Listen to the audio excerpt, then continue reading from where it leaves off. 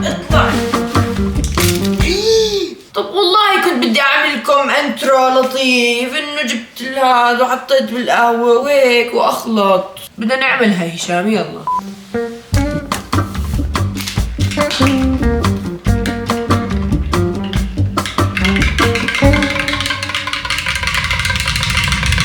خلص نبدأ بالفيديو.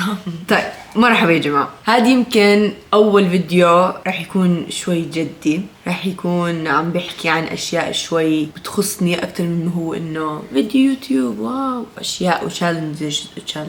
بلشنا تشالنجز وزي هيك. بدي إياكم تسمعوني، بدي إياكم تفهموني، ولأنه أنا حابة أحكي معكم بالموضوع هذا، الموضوع اللي له فترة هيك مش مضايقني بس إنه عم بفكر فيه أكتر. يعني وصلت لمرحلة عم بشوف حالي بمكان مش لإلي، يعني عم بشوف حالي بمكان ما بدي أنا أحط فيه، بس بتعمل فيديوهات يوتيوب، بس بتعمل إعلانات، بس بتنزل ستوريات وصور وفيديوهات. اكتفيت من كل هاي الأشياء، يعني اكتفيت إني أضلني أخذ الأشياء اللي بدي إياها، أخذ إني عم برتفع، أخذ إني عم بكون عندي أرقام، أخذ إني عم بكون عندي إعلانات. والحمد لله على كل هذا الحكي. يعني أنا بالعكس ما بتعرفوا قد إيه إنه تعبت توصلت لهون، مش إنه يلا على السريع كل إشي صار. كثير مبسوطة بوين أنا وصلت، بس حلو الواحد يفكر بإيش اللي بعده. يعني أنا هلا تفكيري كله عم بيروح إنه طيب أخذتي واستفدتي وما شاء الله وكبرت وصار عندي وكذا، بس هلا شو اللي بعده؟ اللي بعده اكتشفت إنه أنا لازم أعطي زي ما أنا أخذت. يعني فاصل إعلاني تستس حابة تكون بالشوت. يعني بدي أشرح لكم إياها بطريقة بسيطة، إنه أنا صرت أطلع حالي إنه فاصل إعلاني من فكشة هلا مش يعني احكي بالموضوع. صرت اطلع حالي انه ما شاء الله، يعني الحمد لله نشكر الله انه انا على الانستغرام نقدر نحكي اعلى حدا من بين السوشيال ميديا على الانستغرام عندنا بالاردن. كمان انه على اليوتيوب ما شاء الله صار عندي بدي افوت على 3 مليون، والارقام الحمد لله كلها تمام، والحمد لله الشركات مبسوطه كلها مني، كل يوم عم بيجيني اكتر واكتر واكتر. طب هلا دور انه انا بدي اعطي، يعني زي ما انا عم باخذ كمان انا بدي يعني اعمل اشي مفيد، بدي اعمل اشي انه رغدة وصلت لهون. طب شو عملت؟ يعني شو اللي عملته؟ بعرف اني عملت كثير ومبسوطة بكل اشي عملته، بس هلأ صار وقت انه حابة اعمل اشي غير، يعني اعمل اشي يتثبت اسمي باشياء معينة. طبعا ما رح اقعد احكي ديتيلز لانه يعني ما بقدر احكي بالوهم الخيال، يعني بس تصير هاي الاشياء وقتها رح تعرفوا انه انا هذا الكلام ليه عم بحكي. غير هيك حابة اعمل اشياء يستفيد منها العالم، يستفيد من يعني هالرقم الكبير اللي وصلته، بدي الناس تستفيد منها كمان. فهيك مخي له تقريبا يعني ما بمزح، يمكن له 5 أشهر هيك عم بشوف انه الحمد لله وصلت لمرحلة لازم هلا اغير شوي. تس موضوع مهم. ما بصير اضلني انا الانفلونسر اللي بتنزل يوتيوب، اللي بتمزح، اللي كذا كذا. يعني ما شاء الله عم بشوف كتير ناس عم تطلع زي هيك، كتير ناس عم بتكون تشتغل على حالها، عم بتصير يوتيوبر، عم بتصير انستغرام، عم بتصير فاشن، عم بتصير زي هيك. بس انا الي 5 سنين بعمل هذا الاشي، فانا مفروض انه على اقلية خلص انا تعديت كل هذا الحكي، هلا بدي اعمل اللي بعده. وكمان اشي انه انا عم بشوف حالي غير اني انا على السوشيال ميديا، انا بشوف حالي خلص يا جماعة، كل حدا اكيد له نظرة لحاله وين هو حابب يوصل. انا ما بحب اني احكي شو انا بشوف حالي وين انا بقدر اعمل عشان يجوا ناس يحكوا لي انه ولا شو مفكر حالك. ما بيهمني، انا نظرتي عن حالي اشي، بيهمني طبعا رأي الناس، بس انا اكتر اشي بيهمني رأيي. وانا بالنسبة لي بشوف حالي ممثلة، بشوف حالي سيلبرتي، بشوف حالي اشي بالفاشن، بشوف حالي عندي ماي اون براند. هاي كل الاشياء انا متأكدة وواثقة من حالي انه بيوم من الايام رح تصير، يوم من الأيام رح تصير إن شاء الله، لأنه أنا عارفة شو أنا بطلع مني وأنا واثقة بحالي وبس. فعشان هيك إلي فترة كتير طويلة عم بشتغل على موضوع إنه بدي أعمل إشي لإلي. سوري رجعنا لموضوع لإلي، مش إشي لإلي. حابة أعمل إشي يساعدني بهذا الحكي كله، حابة أعمل إشي خليني إنه أفكر صح، أعمل صح، أشتغل على حالي صح. الإشي اللي طلع براسي إنه أنا هذا أصدق I'm getting emotional. إلي فترة عم بفكر بالإشي اللي راح أفرجيكم إياه إن شاء الله هلأ بهذا الفيديو. هذا الإشي راح يغير كتير بحياتي، راح يعمل كتير أشياء حلوة وراح يطورني بطريقة أنا كتير حابة أتطور فيها. طبعا بدي أشكركم أنتوا لأنه ما بتعرفوا أنتوا إيش بتعملوا يا جماعة. أنتوا مش بس متابعين، أنتوا فاهمين إنه أنتوا اللي بتعملوا الناس على السوشيال ميديا. هلأ طبعا الكونتنت كرياتور أو الانفلونسر أو السليبرتي هو نفسه بيعمل حاله أكيد، بس إذا الناس ما حبته ما رح ينعمل، مستحيل يعني مستحيل يوصل إذا الناس ما حبته. أنا الحمد لله من طرفي كنت عم بعمل اللي علي، وأنتم من طرفكم كنتوا عم تستقبلوا اللي أنا عم بعمله وعم تكبروا وتكبروني معكم وأنا عم بكبر معكم. فكل هاد كمان بسببكم أنتوا، أنت وأنتي وأنتوا كلكم. بحبكم كتير عشان وثقتوا فيا وحبتوني ووصلتوني لوين أنا حاليا. وصلتوني لمرحلة إنه أنا قادرة أعمل إشي من زمان نفسي أعمله. وهذا الإشي رح يفتح لي أشياء أكتر أنا كمان بدي أعملها ورح تنعمل إن شاء الله. بس مبدئيا هذا المقر هو اللي رح ينتج كل هاي الأشياء. فهلأ تعالوا معي عشان أفرجيكم الاستوديو تبعي.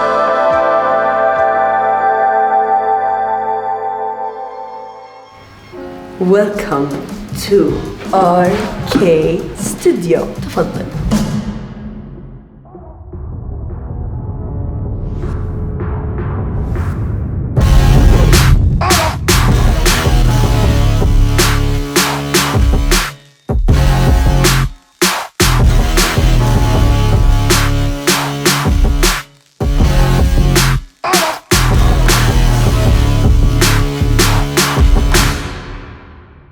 واخيرا بقدر اشرح لكم عن الاستوديو اللي انا الي فتره مخبيته عنكم وانتم كلكم رغده ايش في، ايش عم يصير معك، ليش ما عم تفرجينا. فهذا هو، رح احكي لكم شوي عن الاستوديو الجديد، افرجيكم تفاصيلها اللي كثير حلوه والمميزه.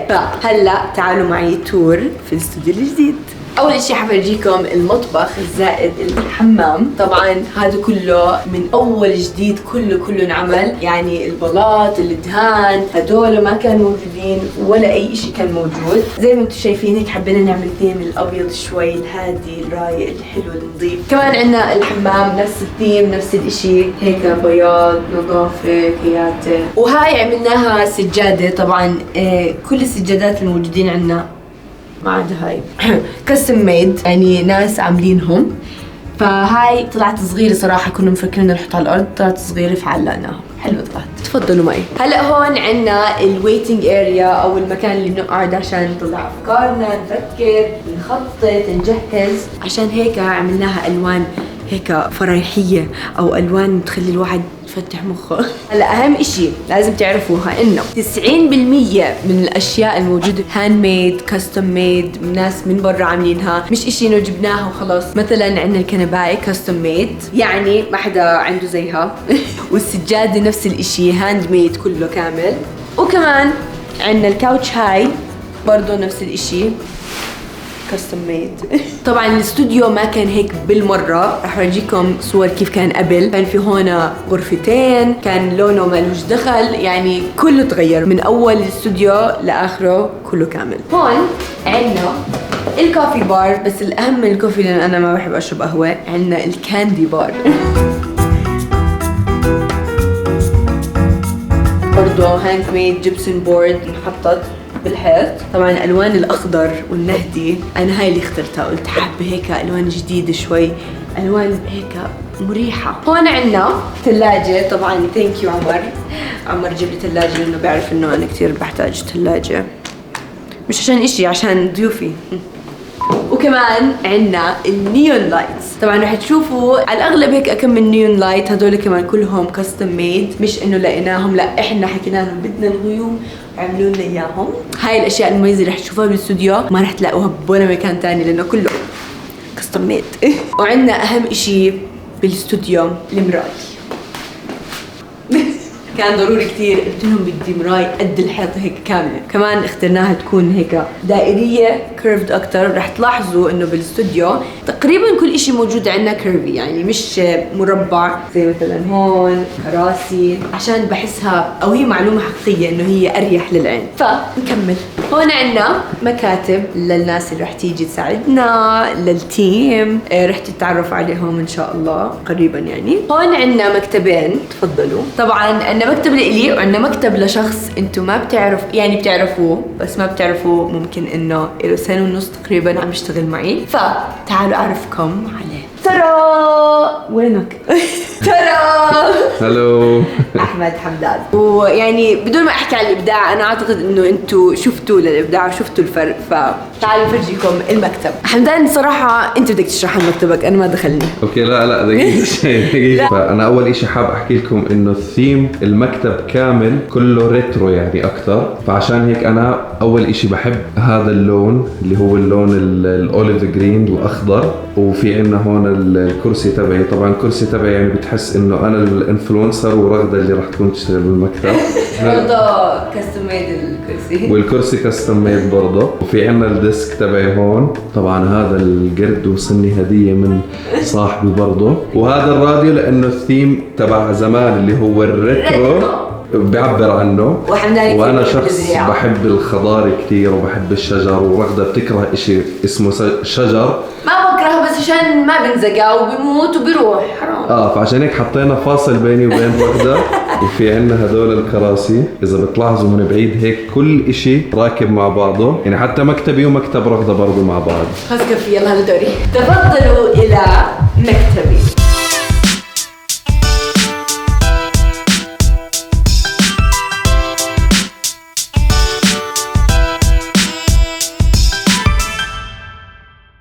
هلا المكتب تبعي انا كانوا بدهم يعني ادهن زيك، بس انا كثير بحب اللون الابيض، بحب الوان البيج وزي هيك. بس عشان المكتب فيه الوان ولازم شويه كلر، ابعد عن جو النعس وهذا، قررت احط هيك الوان بس يكونوا الوان معينه شوي مو كثير. زي مثلا عندنا هون اللافا لامب برضه اجتني هديه من راشد، ثانك يو راشد. وعندنا هون زي ما قلت لكم الكيرفز، كيف عم نعمل كل شيء انه شوي دائري. اكثر شيء مريح عندي بالمكتب تبعي الكرسي. طبعا زي ما انتم شايفين هذا الفرو اللي انا بموت عليه. طلعوا يعني نفسي كل حياتي كل شيء يكون فيها زي هيك فرو. عين البراكي هون كثير بحب لون الفستقي، كمان مريح برضه. وهلا بدي افرجيكم من اهم الاشياء الموجوده مش بمكتبي، بالاستوديو كامل. شوفوا لي هاي الرسمه. طبعا جماعة هاي اللي شاف الستوري تبعي، هاي رسمة من رسمات سهيل بقاعين. طبعا هو راسم كل رسمة لحالها، كل واحدة إلها فكرتها، يعني ما بقدر، يعني هو ما قدر يشرح لنا لأنه خلص هذا ارت ما بنشرح. فأنا حبيت إنه كلهم مع بعض أجمعهم بلوحة واحدة، وهذا هو اللي عملناه. سهيل بقاعين ثانك يو سو ماتش، اي لاف ات. يعني مش قادرة اشرح لكم، بكون قاعدة هون وسرحانة هون مش عارف، بحاول اطلع منها اشي بس ما بتقدر، خلص ما بتقدر، مجنون الرسمة.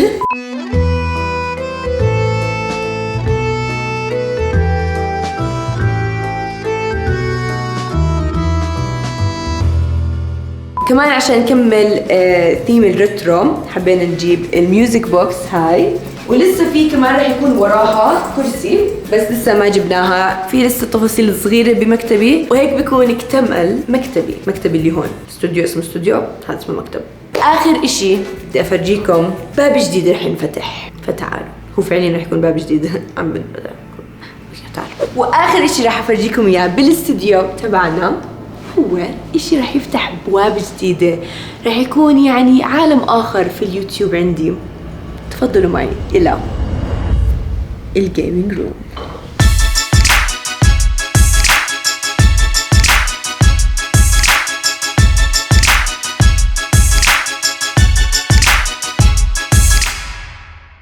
طبعا اكيد كلكم عم تسألوا رغدة وجيمنج شو بدك تعملوا، كيف يعني ما بتحكي لنا؟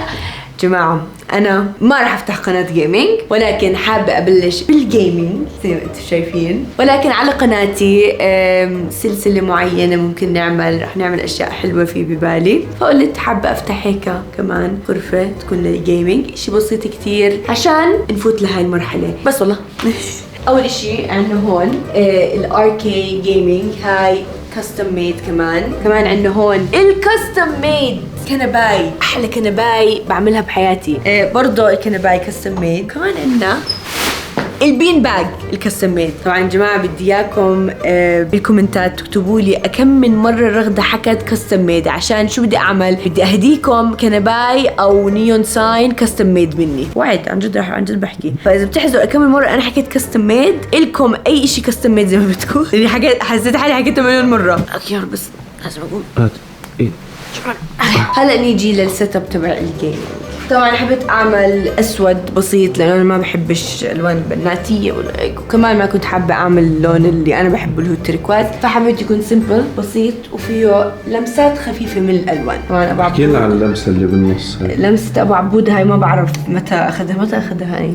انا هلا انصدمت معكم صراحه، مش فاهمه. وانت بامريكا والله عشان يعرفوا من متى قاعدين عم نحضرها بس. من كثير زمان، اقدم من امريكا بكثير برضه. المهم هاي هي السيت اب تبع الجيمنج، اشي كتير بسيط انا حبيتها عشان رح تشوفوني هون كتير، فان شاء الله هاي رح تكون خطوه كتير حلوه. طبعا بس بلعب ببجي للصبح، بصير يشيلوني من شعري من الجيمنج روم. هلا بعد 3 مانثs فيش ولا فيديو يوتيوب جيمنج. فشلت عينك، فكرني زي باقي هالانفلونسرز بيفتحوا لك جيمنج شانل بيفتحوا لك جيمنج شانل بنزلوش. لا حبيبي احنا غير، يلا من هون. عمين قصدك؟ هذا فيديو يوتيوب تاني. طيب يا جماعة أنا كتير مبسوطة إنه أخيراً شاركتكم السر العظيم اللي كنت مخبيته عنكم. مبسوطة من حالي، يعني أنا دائما مبسوطة منكم وكل إشي، بس هاي المرة أنا مبسوطة من حالي. مبسوطة من حالي إنه وصلت لهاي المرحلة إني قادر أفتح استوديو يفتح لي مجالات أكبر، يعمل الأشياء اللي أنا عم بخططها من زمان. أوريدي بدينا بأشياء كتير حلوة، إلي تقريباً شهر أوريدي بالاستوديو عم نداوم كل يوم، ومتحمسة للأشياء الجاية. ما راح أقعد أحكي لكم، بس الأشياء الجاية إن شاء الله حتكون ستيب ما عمركم شفتوه عند رغدة. طيب يا جماعة بحبكم كتير، لا تنسوا تعملوا لايك وسبسكرايب للقناة وفعلوا الجرس، واللي مش عامل سبسكرايب يعمل سبسكرايب وفعلوا الجرس عشان في فيديوهات حلوة جاية لقدام عشان يوصلكم كل ما انزل فيديو. يلا عاد اعملوا هالسبسكرايب وفعلوا هالجرس. عاد دلوقتي حاجة بحبكم كتير. متحمس باي.